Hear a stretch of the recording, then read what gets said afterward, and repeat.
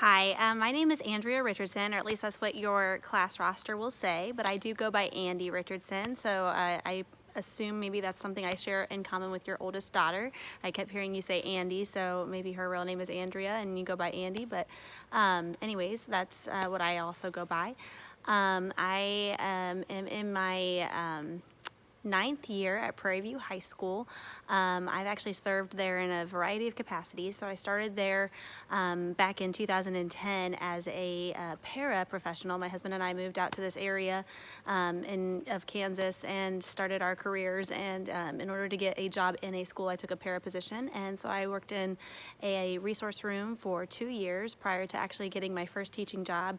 Actually not in my original content area, but in social studies. So I taught as a social studies teacher at the high school level for 3 years, and then finally got to take over the business department for a retiring teacher, and I've been there since. So a total of 9 years in education, all at Prairie View High School, and I love it. It's an hour straight south of Kansas City and is a school of approximately 300 students, and it's just very different from what I grew up in. I grew up in a town in Ohio very similar in style to Overland Park area, with a very large high school, and so it's very, very different than what I grew up in, but I love it.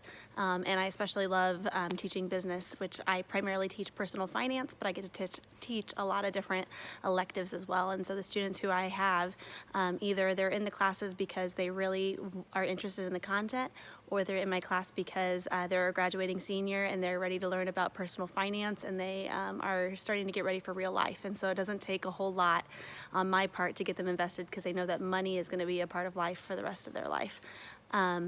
So that's my professional side. As far as my goals professionally, I'm obviously in this school leadership course, and so I am hoping at some point to become an administrator. I'm leaning towards principal, but I am not decided as far as what building level or anything along those lines yet, because I am also the mother of 3 small children. I have an amazingly supportive husband.